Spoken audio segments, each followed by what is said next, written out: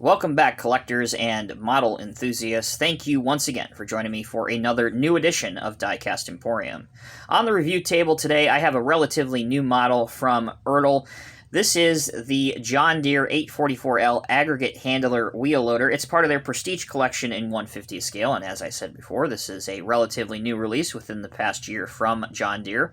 So, I am interested to see if it features some of the quality of life improvements that we have come to expect with some of the newer Ertl stuff, such as improved functionality, better build quality, and a little bit better overall presentation style look of these models.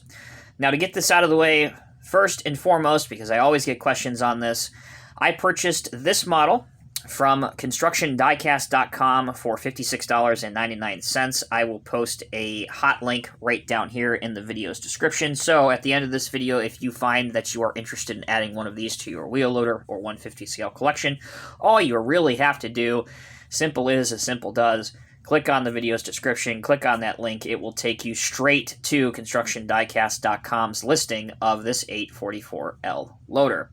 Okay, let's begin. So this machine by John Deere, as I said, released within the past year or so, was present at ConExpo 2020. It was purpose-built and ideal for loading hoppers, customer trucks, plants, and more.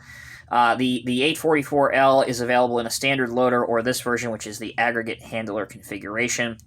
The Aggregate Handler configuration is powered by a 13.5-liter engine, putting out 429 horsepower.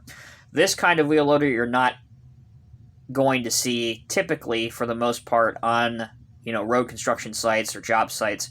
This mostly is like a plant-based machine where you'll see it at asphalt plants, concrete plants, mines, loading different plants or trucks, things that I just mentioned.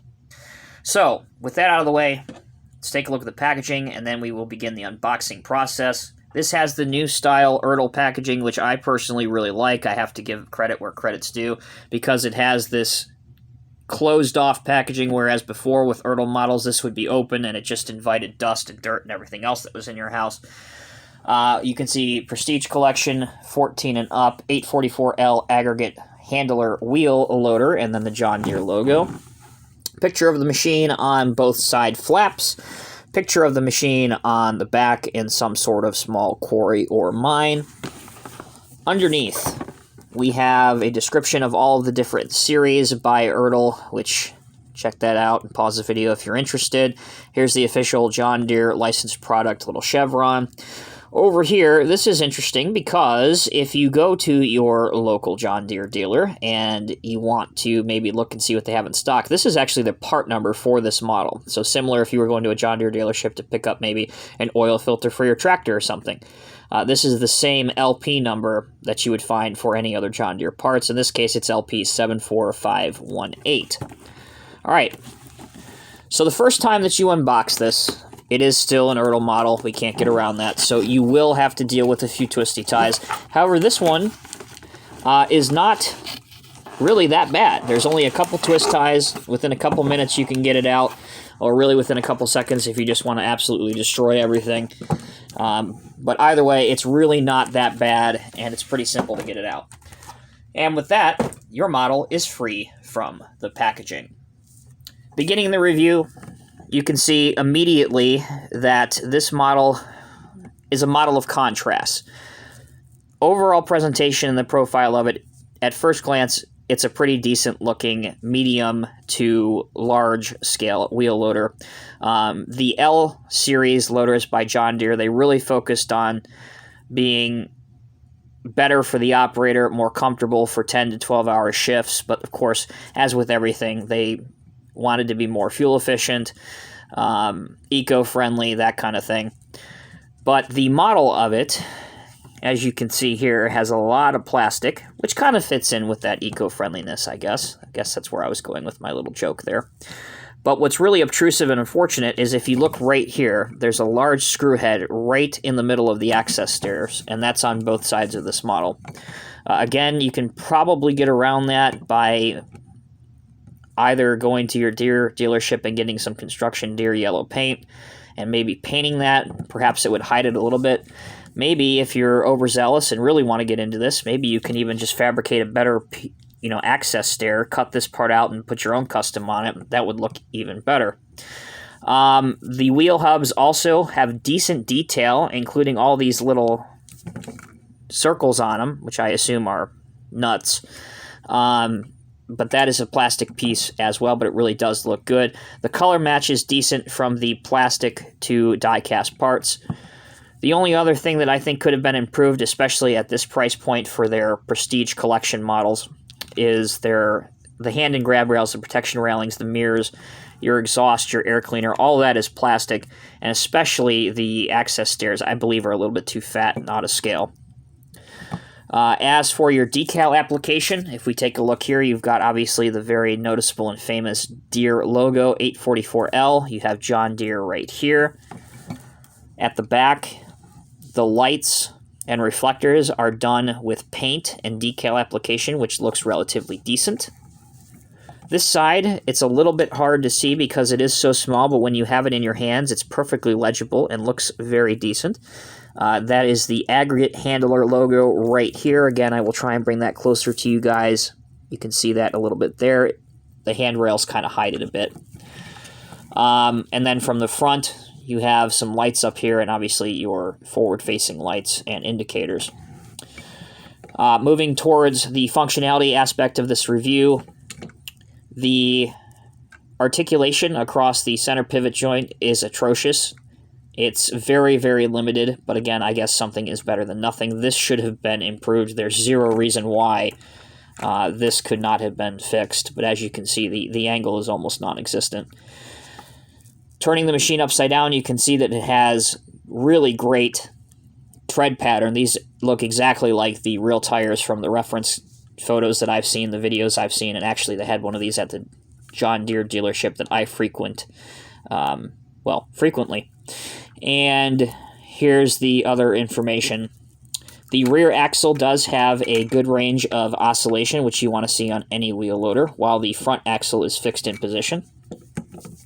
Inside the cab, you have the operator seat, some joysticks, and it's pretty decently detailed. Obviously, it's not the highest level of detail, and perhaps another thing that could have been improved is there is no silver or reflective surface whatsoever on the rear view mirrors. All right, finishing up with the functionality. This is also fitting in with the theme of a model of contrast. This is improved because a lot of the cylinders are pretty stiff, which you don't typically get with a lot of Ertl models sometimes. This is the extent that it will lift up, which actually is good enough to get over the side of most American-style dump trucks. Your carry angle is reasonable. Your dump angle is poor. But with this being an aggregate handler and most of the time having loose material such as sand or small pebbles, if you are posing this in an appropriate diorama, honestly, you're probably not going to have any problem getting that stuff to slide out. But still, I would like to see a better curl forward or dump angle. Your cut angle,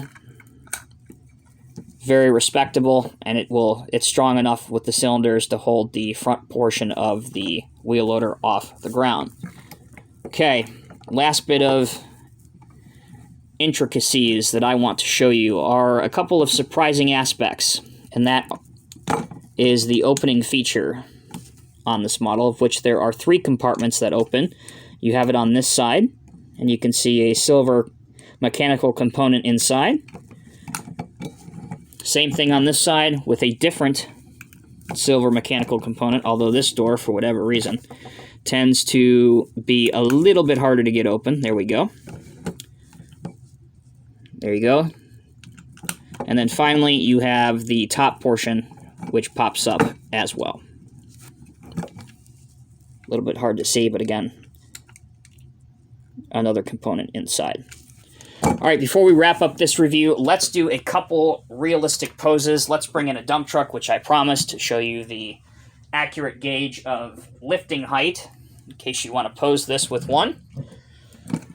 So as I mentioned, it has no issue getting over the side, but the dumping angle definitely could be improved. That is the extent that mine goes.